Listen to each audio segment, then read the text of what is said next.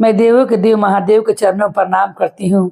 मैं गौरी पार्वती मैया भवानी के चरणों पर प्रणाम करती हूँ। मैं कार्तिक गणेश दोनों भैया के चरणों पर प्रणाम करती हूँ। मैं सभी देवी दुर्गा के चरणों पर प्रणाम करती हूँ। जितने गुरु भाई बहन लोग हैं उनको मैं प्रणाम करती हूँ और महादेव से ही दया मांगती हूँ कि हे महादेव आप सब पर दया कीजिए, आप पल पल दया कीजिए। हे महादेव, गुरु भाई बहन लोग, आज आप लोग मैं एक नई नवेली दुल्हन की सुचर्चा कथा सुनाने वाली हूँ। कैसे उस दुल्हन पर कितना बड़ा विपद पड़ता है और कैसे प्रभु उनका विपद को दूर करते हैं, इसी के बारे में कथा है गुरु भाई बहन लोग। एक गांव में एक बूढ़ी माँ रहती थी। बूढ़ी माँ बहुत ही अच्छी थी। उनका एक बेटा था। वो बूढ़ी माँ हर काम अपने से करती थी। जब तक उनका देह में सहन शक्ति था वो हर घर के काम करती और तनिक भी वो अस्कतियाती नहीं। मगर जैसे जैसे उनका शरीर थकने लगा गुरु भाई बहन लोग, उनसे काम बहुत कम होने लगा।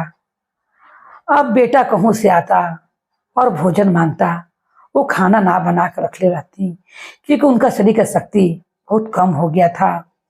बेटा बाहर जाकर मजदूरी करता और मजदूरी कर कर सांझ कराता तो अपनी माँ से भोजन की आशा लगा कर आता कि मेरी माँ बनाकर भोजन रख लूँगी तो मुझे देंगी। मगर बूढ़ी माँ तो अब साफा थक चुकी थी, उनसे भोजन नहीं बन पाता था। 2 दिन जब मजदूरी कर कर आता है तो क्या देखता है कि माँ मेरी कुछ बनैले नहीं है। वो ऐसे ही सत्तू सान कर खाकर सो जाते हैं और माँ बेटा दोनों सत्तू खाकर सो जाते हैं। अब के दिन गुरु भाई बहन लोग कोई सत्तू खाकर रहेगा कि वो थक कर जब मजदूरी कर कर आता बेटा, तब उसे पकाने का मन नहीं करता। वो भी जो घर में रहता वो खाकर सो जाता। अगल बगल के जो लोग थे ये माँ बेटा को देखकर बड़ी ममता करते थे। अगल बगल के पड़ोस के लोग जो थे वो लोग देख रहे थे कि बूढ़ी मामा जो रोज अंगना में गोईठा पर खाना बनाती थी, ये रोज खाना चूल्हा पर नहीं इनका अंगना घर में बन रहा है। क्योंकि देहात में देखते हैं कि बड़ा बड़ा आंगन घर रहता है गुरु भाई बहन लोग। जब धुआं होने लगता है तो लोग समझते हैं कि घर आँच भर गया है। तो वैसे ही बगल के एगो चाची थी, उन्होंने कहा कि 2-3 दिन से देख रही हूँ कि इस बूढ़ी मामा के घरे खाना नहीं बन रहा है। कान उनका घर का क्या हाल है, जरा चलती हूँ, चल कर देख कर आती हूँ। जब वो देखने जाती हैं तो क्या देखती हैं कि बूढ़ी मामा थक चुकी हैं और वो चुपचाप बिस्तर पर बैठी हुई हैं। तब वो कहती हैं कि ऐसा करिए कि अपना बेटा का विवाह कर दीजिए। कहिए बेटा का विवाह कीजिएगा, अब आपसे काम धंधा होता नहीं है, तब बेटा का विवाह कर दीजिए। तो वो कहते हैं कि ठीक है, तब अगर आस पास में कोई लड़की है तो बताइए, मैं अपने बेटा का विवाह कर दूंगी। ऐसा कहकर वो बूढ़ी माँ फिर अपना धीरे धीरे घर का काम करने लगती है। बगल के जो काकी आई रहती हैं उन्होंने एक लड़की बताती हैं। जब वो लड़की बताती हैं, पास के गांव में ही लड़की रहती है। वो लड़की शिव गुरु की शिष्या रहती है। वो नित्य दिन भगवान का पूजा करती, उसके बाद ही भोजन करती। रोज महादेव पर बेलपत्र जल चढ़ाकर ही भोजन करती थी। तब ये कहती है काकी, एक लड़की है, उससे अपना बेटा का विवाह कर दीजिए, मैं बात चला देती हूँ। ये तैयार हो जाती हैं और ये कहती हैं कि ठीक है, तो आप ही लोग मेरा सब बेटा के विवाह में मदद कर दीजिए। अगल बगल का लोग मदद करते हैं, विवाह शादी होता है। गुतिया में चेहरा चचेरा भैंसुर रहते हैं, गुतिया में सब रहते हैं। अगल बगल में वो लड़का के चेहरा चचानी का बड़ा बेटा रहता है, वो भी संग में साथ लगल आते हैं। बर बरियात जाता है लोग, उनका विवाह बेटा के हो जाता है।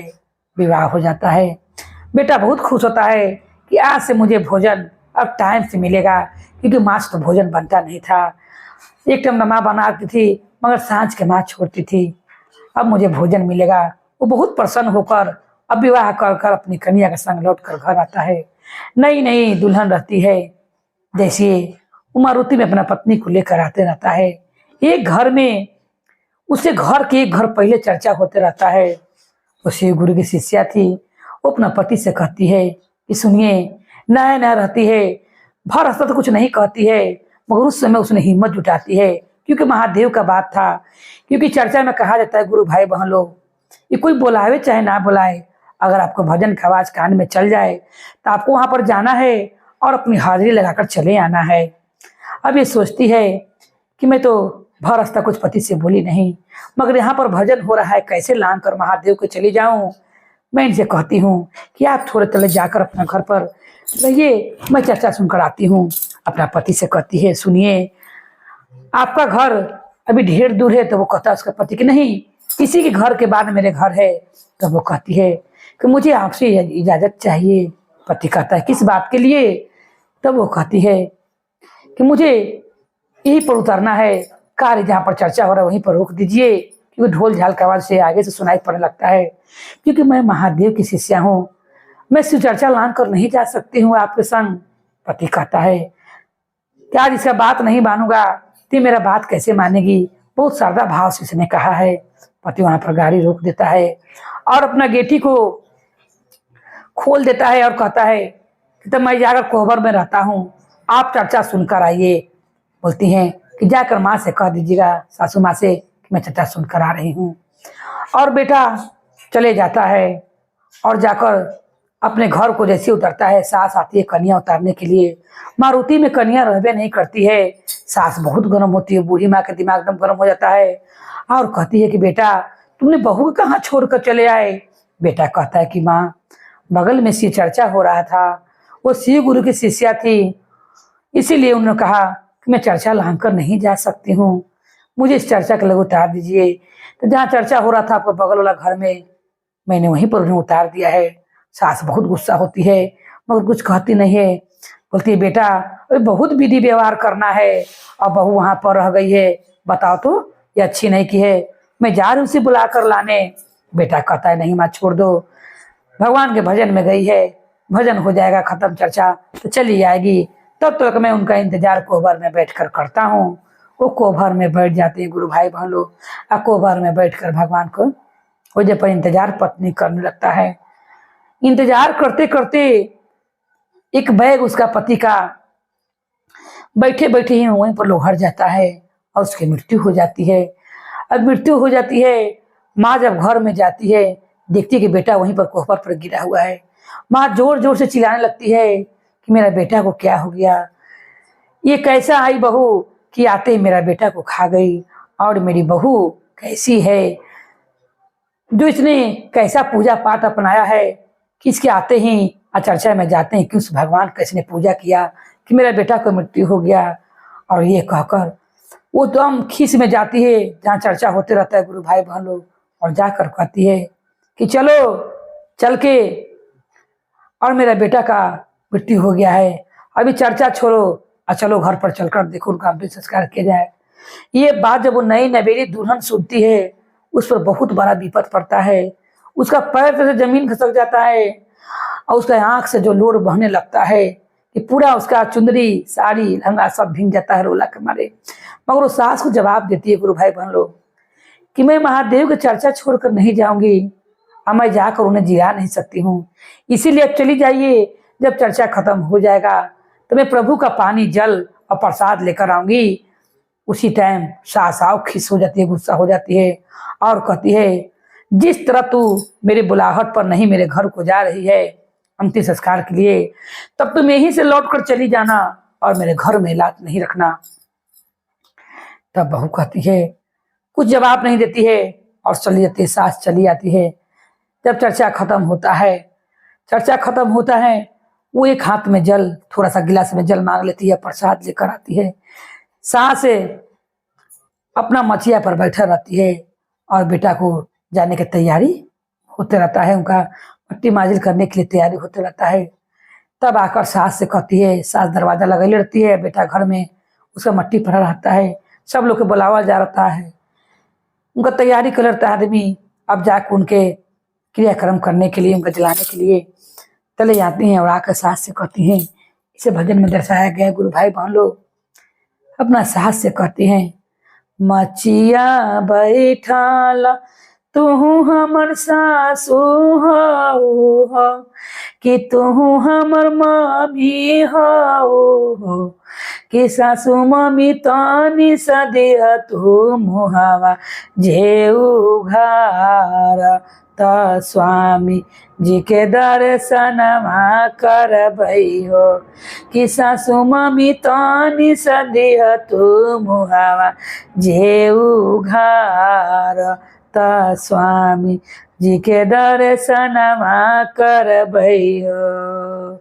हाथवा के मेहंदी सासु उतरियो न पहले हो, ए सासु उतरियो न पहले हो, ए सासु गोड़वा के अलता फीका नाही भइलै त पियवा के दर्शनवा करबै हो। ए सासु गोड़वा के अलता न फीका मोरा भइलै जे स्वामी जी के दर्शनवा करबै हो। लाला का चुंदरिया सासू खोलहु न पैली हो, ए सासू खोलहु न पैली हो, ए सासू पड़ी गईलै बड़ा कर विपतिया त सैया जी के दर्शनमा करबै हो।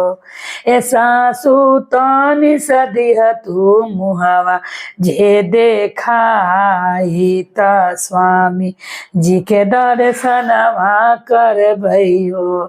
सास तरम गुस्सा से आँख लाल लाल करते बूढ़ी मामा आ कते कुल मही कुलक्षणी कानी कैसे ना भागी हमरा घर में आके बेटा के खा गई और कति के दर्शन करम बेटा के देखम। जौन गोरे घर में आई है वही गोरे हाथे लौट कर चली जाओ। जब बुलाने गए तो तुम नहीं आई, अभी मत आओ, तुम तो यहीं से लौट कर वापस चली जाओ।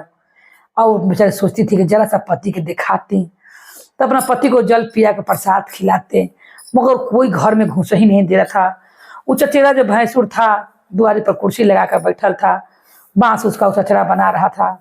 भैंसुर के जाके गोड़ धर लेती है और गोड़ धर के नाई दुल्हन अब रो रो के भैंसुर से कहती है, किस भाव में कहती है, गुरु भाई मान लो देखिए कितना बड़ा विपद पड़ा हुआ नहीं दुल्हन पर। कहती है, कुर्सी बैठल तू हमर भैया हौआ हो, कि तू हमर भैंसुर हौआ हो, कि भैंसुर भैया तनी सदिह त मुहावा जे उघार त स्वामी जी के दर्शनमा करती हो।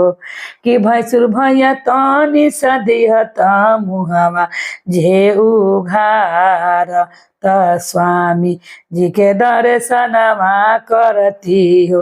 मंगिया के सेंदूर भैंसुर भैया तन को न कमी भैलै हो, हे भैंसुर भैया लियो न कमी भैलै हो, कि भैंसुर भैया के तना बरका विपतिया हमारा पर पड़ गईलै तनी ससैया के हम देखाई देहू हो। कि भैंसुर भैया के तना बरका विपतिया हमारा पर पड़ गईलै तनी सैया के मुखवा देखाहू हो। कि भैंसुर भैया तनी सदिहती मुहावा जे उघार त स्वामी जी के दर्शनमा करती हो। भैंसुर कहता है कि जब चाची नहीं घुसने दे रहे घर के अंदर तो मैं क्या कर सकता हूँ, मैं टौरी उनकर गोतिया का लड़का हूँ, से आप लौट कर घरे चले जाओ बहू। अब जो हुआ से हुआ घरे चले जाओ। और गांव के लोग आकर सब लोग ले जाने के लिए गंगा किनारे तैयारी कर लगते हैं और तैयारी कर कर उन्हें उसी पर सांझ बाजकर राम राम सत करते हुए लेकर जाने लगते हैं। अब गांव के लोग कर भर अखबारी के धर लेती है और धर कर कहती है, रोते हुए कहती है, गाँव के लोग से कोई भी मेरा बात मान ले। उसे इतना खक्कन था गुरु भाई मान लो, ये कोई तो मेरा बात मान ले, आज अपना पति का दर्शन करा दे। वो तो बेचारी सोच रही थी कि जरा सा अपने पति को जल पिला दे, प्रसाद खिला दे, मगर कोई भी सांस भैंसुर गांव के लोग ऐसा होने नहीं दे रहा था।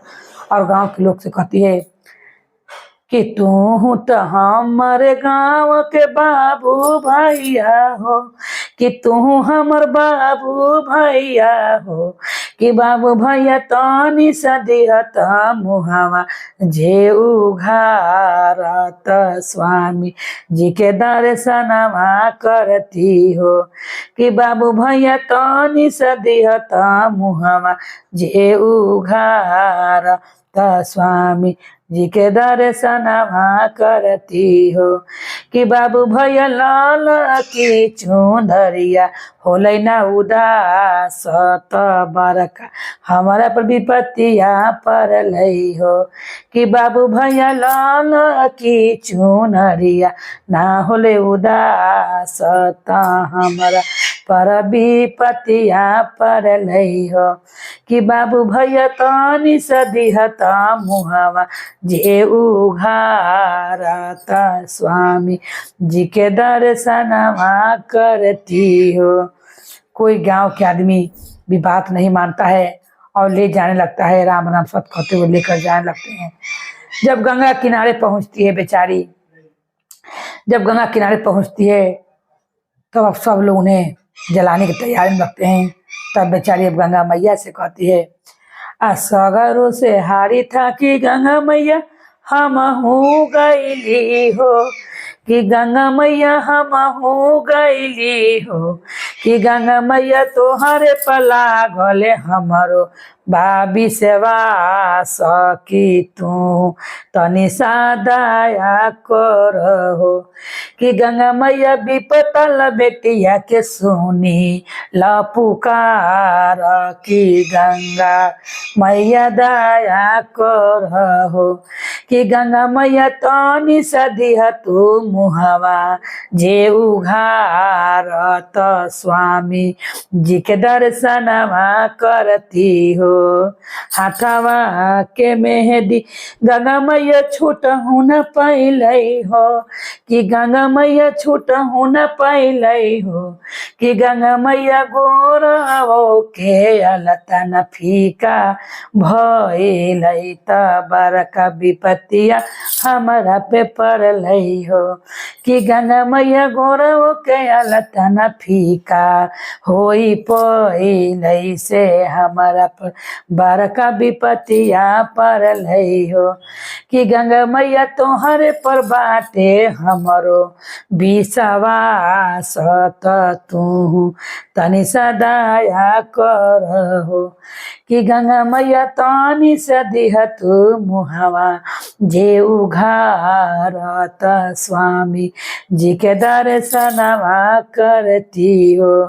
गंगा मैया नया नवेली के दुल्हन के दुख भरी सुन के, उनका वचन सुनकर गंगा माता का मन पिघल जाता है। क्योंकि गंगा माँ एक माँ थी, वो अपनी बेटी के लिए गंगा मैया इतना जोर से आंधी पानी उखाड़ती हैं, इतना जोर से गंगा का लहार बहाती हैं कि जितना लोग जो वहाँ पर ले गए थे उनका आँख फुकेला, सब लोग हाँ पानी मुँह आ जाते हैं और सब जितना लकड़ी सब भीग जाता है। उनका पति सब लोग सब लोग पूरा आंधी मुधियाने लगते हैं, पानी पूरा भीग दे गंगा माता के लहार से, तब कस के धारा बहता है और पति के मुंह पर पानी पड़ते ही उठ कर नमः शिवाय कर कर बैठ जाता है।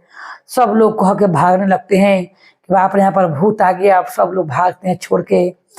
तब वहीं पर वो नई नवेली दुल्हन अपना पति को उसी महादेव का शरबत पिलाती है और शरबत पिलाकर महादेव के जैसे महादेव को शरबत पिलाती हैं और शरबत पिलाकर प्रसाद खिलाती हैं, जोर जोर से हर हर महादेव बोलने लगते हैं और बोल के प्रभु की कृपा इतना होता है कि हर महादेव बोलकर वो उठकर वहाँ पर बैठ जाते हैं। तब ये लेकर हाथ धर के अपना पति को हाथ धर कर लेकर अपने घर को लौटती है और पति से कहती है कि मैंने आपको घर पर रोकने का बहुत कोशिश किया, अगर सासू माँ जरा सा मुझे आपका मुख दिखा देती, सारा घटना बताते हैं। क्योंकि पति को तन को याद नहीं था। पति कहता है अरे मैं तो कोभर में था, मैं यहाँ पर कैसे आया। पत्नी सारा घटना बताती है और पत्नी कहती है अगर माँ जी मुझे आपका मुख वहीं पर दिखा देती तो मुझे इतना विश्वास था कि महादेव के जल प्रसाद से आप उठकर बैठ जाते हैं, मगर माँ जी ने मुझे ऐसा करने से नहीं दिया, आपका मुख ही नहीं देखने दिया, आपका भैया भी नहीं, आपका गांव टोला भी नहीं। लोग कहते हैं समाज लोग जाते हैं, आपका गांव टोला भी बात नहीं माना। वो तो गंगा माँ का लहार आपके मुंह पर फुफकार पड़ा और महादेव के शरबत प्रसाद की कृपा से आपके देह में इतना फुर्ती आ गया और आपकी प्राण बच गई। अब आप घर को चलिए। वहीं पर पति अपने पत्नी को हाथ धरता है और दोनों पति पत्नी महादेव गंगा माँ को नमन करते हैं। वहां से घर को चलते हैं। सास यहाँ कुदारी मर्चा लेकर बैठा रहती है कि आएगा जब गांव के लोग आएंगे तूने मर्चा दूई काटने के लिए, लोहा छूने के लिए, आग बार के छूने के लिए, स्नान करने के लिए। अब वो अपना पति के हाथ लेकर आती है धर के। सास देखती है कि मरल बेटा गया था, जिंदा बेटा वापस कैसे आ रहा है। तब उन्हें से आके अब सास से कहती है, मचिया बैठला तू हमर सासु हाउ हो कि तू हमर मम्मी हाउ हो कि सासु मम्मी तानी सदिहा तू प्रसादिया जे मांगाई त शिव गुरु के चरा चबा कर भई हो कि सासु मम्मी तानी सदिहा तू प्रसादिया जे मांगाई त शिव गुरु के चरा चबा कर भई हो। सास कहती है कि हमारे पास एको पैसा कोई है नहीं, कहाँ से प्रसाद सब मंगाए हम।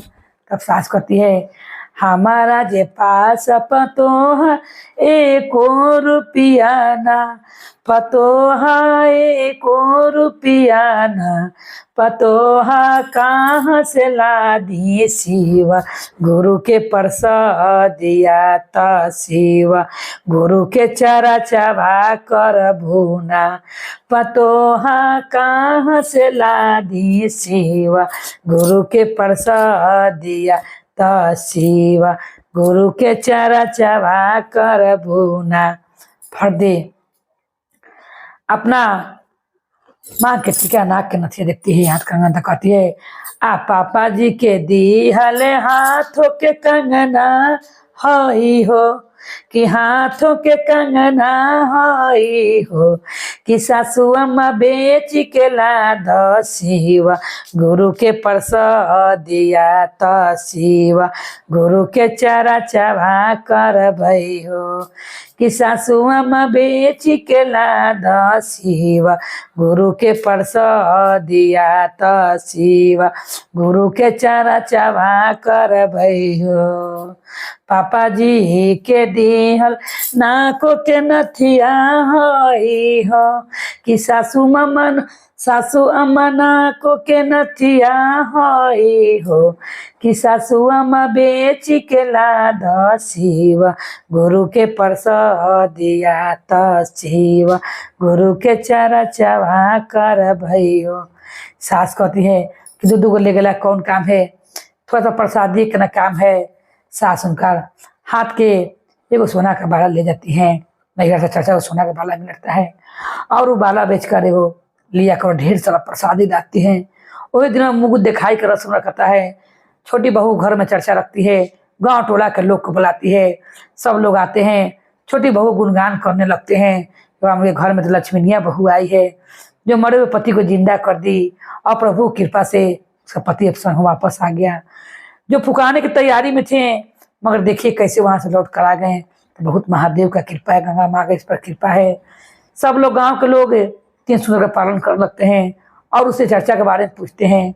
नई नवेली दुल्हन गांव भर के लोग के महादेव के 3 सूत्र का पालन बताती है और 3 सूत्र का पालन करने के लिए कहती है। उस दिन से नई दुल्हन सब लोग के गुरु भाई बहन लोग के शिष्या बनाती है, उन्हें ज्ञान देती हैं और कहती हैं कि गुरु भाई बहन लोग 3 सूत्र का रोज घर में ही पालन करिएगा, को ना जा पाइएगा तो घर में ही पालन कीजिएगा। सब लोग पूछते हैं 3 सूत्र का महत्व में समझाइए। तो वो नई नवेली दुल्हन कहती है, पहला में महादेव से दया मांगिएगा, दूसरा में एक दूसरे को चर्चा कीजिएगा और बताइएगा कि हम तो श्री गुरु शिष्या बन गए हैं, आप भी श्री गुरु शिष्या बन जाइए और उनका दया के बारे में बताइएगा। जिस तरह प्रभु ने मुझ पर दया किया है उसी तरह महादेव की कृपा के बारे में बताइएगा। प्रभु बहुत दयालु हैं, पल पल दया करते हैं। एक दूसरे से उनका बारे में बताना है। और तीसरा बारे में गुरु भाई बहन लोग 108 बार नमः शिवाय करके प्रणाम करना है। और उस आंचल से लटकी हो तो दुपट्टा से जीन सुगर तौलिया से ढककर नमः शिवाय करके प्रणाम करना है। कर माला, मन माला या रुद्राक्ष का माला हो तो करना है। नई नवेली दुल्हन 3 सूत्र का ज्ञान उन्हें बताकर सब लोग गुरु भाई बहन लोग को 3 सूत्रों का ज्ञान बताते हैं और सब लोग उन चर्चा में नाम जोड़ देती हैं और दोनों पति पत्नी चर्चा पर बैठते हैं। खूब मैक बाजा लगा चर्चा होते हैं, महादेव का उनका गुणगान गाते हैं, प्रभु कितना दयालु हैं। और उस दिन से उनका गांव में भी रोज रोज चर्चा होने लगता है कि वो गुरु बहन कराती, कि वो गुरु बहन कराती। और ये नई नबीली दुल्हन सब गुरु बहन के घर जाने लगती हैं और चर्चा करने लगती हैं।